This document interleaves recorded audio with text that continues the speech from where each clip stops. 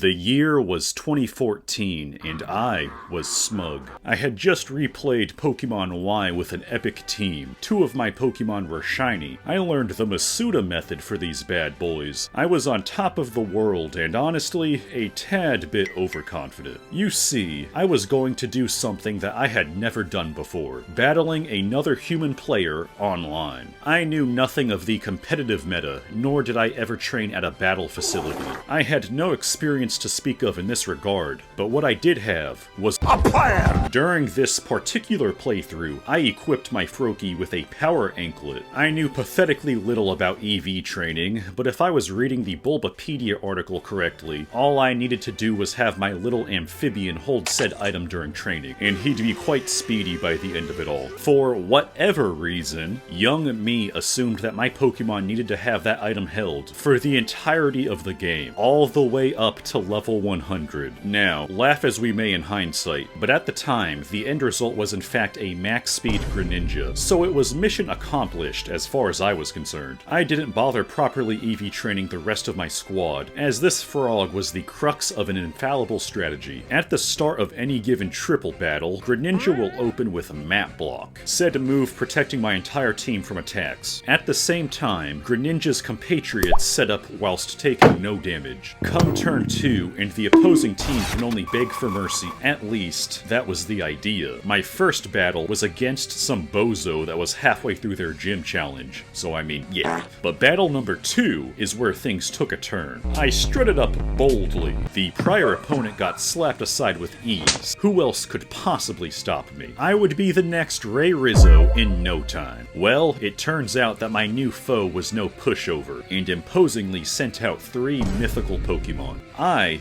wasn't worried. What madman brings a team of legendaries to a cordial competition? No, I was going to humble this fool with the power of friendship. Greninja, use Map Block.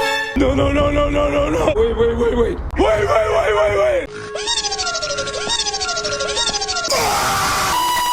Oh my god! You're the last one. Complete the mission. Please, Pete, I need this! No! I was systematically disassembled. This was Darkrai, and it was at the center of my harrowing defeat. I got thrashed so stupendously, and in such short order, that I scurried back to the safety of single player, never to return. Indeed, it wouldn't be until 6 years later that I'd be brave enough to try online battling again, so petrified that I was. The story I just told you is the most poignant memory I have pertaining to Darkrai, but it wasn't my first introduction to this boogeyman. For that, we'll have to rewind just a little bit to 2012, where I was being naughty. Using some birthday money, I had purchased a certain device that granted the power of gods to mere mortals such as myself. With it, I went on a substantial power trip, but I was also able to access a bevy of events that I missed out on years prior. One of these was triggered via the member card key item. Now is a good time to talk about the dissonance surrounding Darkrai's lore. Platinum's Pokédex entries states that the terror it inflicts in one's dreams is done in self-defense. To jump ahead a little, after vanquishing said specter, we are treated to a disembodied speech, reinforcing the claim that Darkrai isn't intentionally evil. And I'm sorry, but I don't believe any of it. I'm not saying this is a pit bull named Daisy situation or anything, but you look at that and tell me it means no harm. Now, that may seem harsh, but allow me to highlight Darkrai's actions in-game. When you first enter Canalave City, one of the people you meet is Sailor Eldritch. Yes, Eldritch. Disconcerting surname aside, Mr. Eldritch has quite the lovely family, with a son who wants to follow in his father's footsteps. Unfortunately, when you later return, Eldritch Jr. is bedridden, locked in never-ending misery, and wouldn't you know it, the aforementioned Phantom is to blame. You then have to track down Cresselia on an island just to get the item required to awake him. And so I ask, ask, if Darkrai isn't malicious, then why did it plague this young child with perpetual torment? Do you seriously think that this found youngster Timmy here to be so threatening that it put him into a nightmare coma in self-defense? Couple this with the fact that its ability, Bad Dreams, inflicts tangible damage upon sleeping beings, and that Darkrai has apparently terrorized Canale for generations, and the city may as well rename itself to Springwood, with this particular brand of horror menacing its populace. To actually reach Darkrai itself, you have to be subjected to a Twilight Zone episode of sorts. As a kid, I found the whole New Moon Island segment to be genuinely creepy. I was playing this around the time that creepypasta internet stories got popular, and that backdrop really amplified the unease I felt going through this. But the deceptively wicked behavior concealed by this monster isn't the only secret it's hiding. For you see, there is something truly disturbing about Darkrai lurking just beneath the surface. Not its innate cruelty, no, but the fact that this creature has legs. Oh my lord. For the longest time, I was under the assumption that this thing just floated around like a saucer. Now you're telling me it can sprint as well.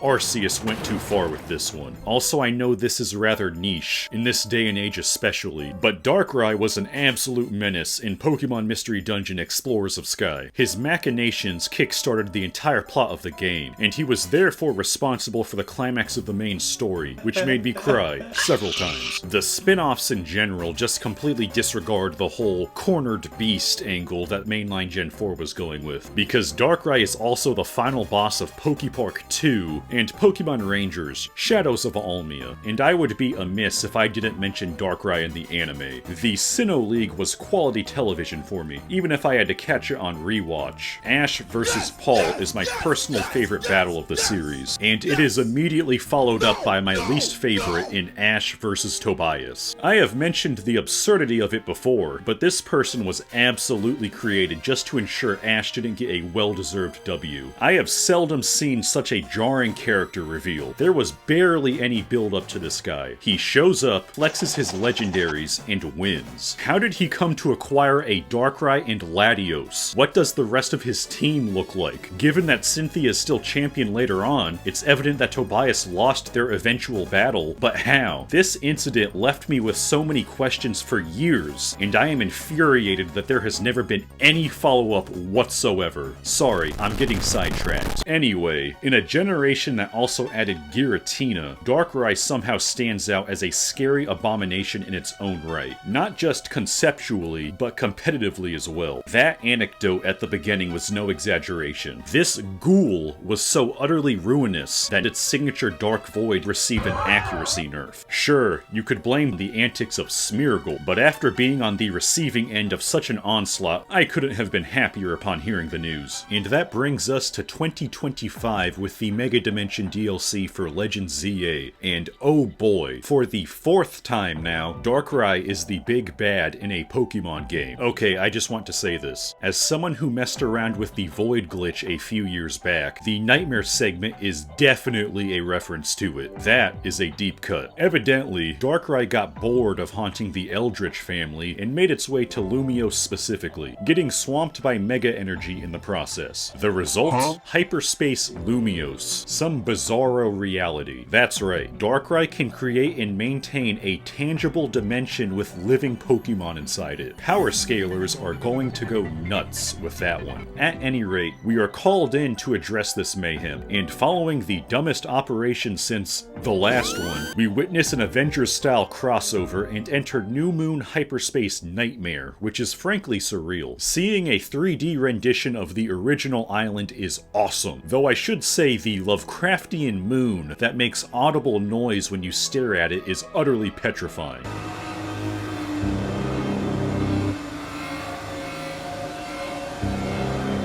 Here, Darkrai is yet again responsible for an emotional scene, the damn bastard. And at the end of the trail, we come face to face with the titular apparition. Let me tell you, nothing prepared me for this segment. The theme music, the goddamn legs, and the battle itself. But above all else, that Mega. The miracle of childbirth aside, it being shaped like an eye stalk is horrifying. As someone who played an unhealthy amount of Kirby on the N64 back in the day, this design looks a little, familiar. Once the battle with biblically accurate Argentina is concluded, we can properly marvel at Mega Darkrai's outlandish everything. I must give Game Freak credit. They took its stat distribution in a wildly different direction than I was expecting. I can't say for certain just how well Mega Darkrai will perform going forward. That speed reduction is certainly a choice, but I guess we'll just have to wait and see. Who knows, maybe they'll do something absurd like give it no guard to compensate for the Dark Void nerf. Do like and subscribe if you enjoyed this video and want to see more. Thank you all for getting me past 7,000 subscribers. Goodness, we really are breakneck blitzing through each milestone at this point. That is all I have for you today. Thank you for your time. So I didn't bring attention to it then, but in the Pokemon Showdown battle I showed earlier on, I actually did face a Darkrai and ended up one-shotting that demon. Now that is catharsis years in the making.